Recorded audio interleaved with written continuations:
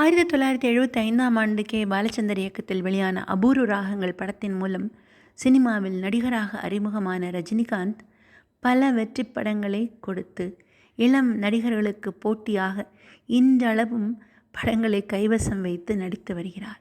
இளம் இயக்குனர் படங்களிலும் நடித்து ரசிகர்களை கவர்ந்து இழுக்கிறார். படையப்பா படத்தில் ரம்யா கிருஷ்ணன் சொல்வது போல ஏதோ இவரிடம் காந்த சக்தி இருக்கத்தான் செய்கிறது. இப்படி உச்ச நட்சத்திரமாக இருக்கும் நடிகர் ரஜினிக்கு பெண் தருவதற்கு எம்ஜிஆர் சிபாரிசு செய்திருக்கிறார். இதனை ஓப்பன் டாக்காக நிகழ்ச்சி ஒன்றில் கூறியிருக்கிறார் ரஜினிகாந்த். எம்ஜிஆர் என்னிடம் எப்போது கல்யாணம் செய்து கொள்ளப் போகிறாய் என்று கேட்டார். நான் பொண்ணு பார்க்கவில்லை என்று கூறினேன். அதற்கு அவர், நல்ல குடும்ப பாங்கான பொண்ணாக பார்த்து திருமணம் செஞ்சுக்கோ, பொண்ணு பார்த்தா என்னிடம் வந்து சொல்லணும், நான் கல்யாணத்துக்கு கண்டிப்பாக வருவேன் என்று சொன்னாராம் எம்ஜிஆர். அதன் பிறகு தன்னுடைய மனைவி லதாவை பொண்ணு பார்க்க சென்றிருக்கிறார். நான் என் அண்ணாவிடம் கூட முதலில் சொல்லவில்லை, எம்ஜிஆரிடம் தான் சொன்னேன் பொண்ணு பார்த்திருக்கேன் என்று. அதன் பிறகு சில மாதங்கள் ஆனது. லதா வீட்டில் சினிமாக்காரன் என்பதால் பொண்ணு தர ஒப்புக்கொள்ளவில்லை.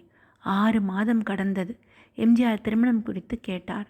அதன் பிறகு வைஜி பார்த்தசாரதியின் உறவினர் தான் என்னுடைய மனைவி லதா.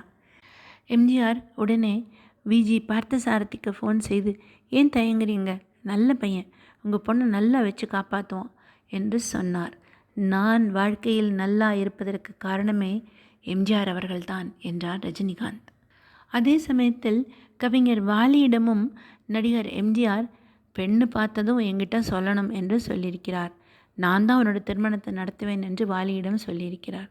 ஆனால் வாலி தனது காதலியை யாரிடமும் சொல்லாமல் திருமணம் செய்து கொண்டிருக்கிறார். இந்த தகவலை செய்தித்தாளில் பார்த்த எம்ஜிஆர் கவிஞர் வாலியிடம் பல நாட்கள் பேசாமல் இருந்திருக்கிறார்.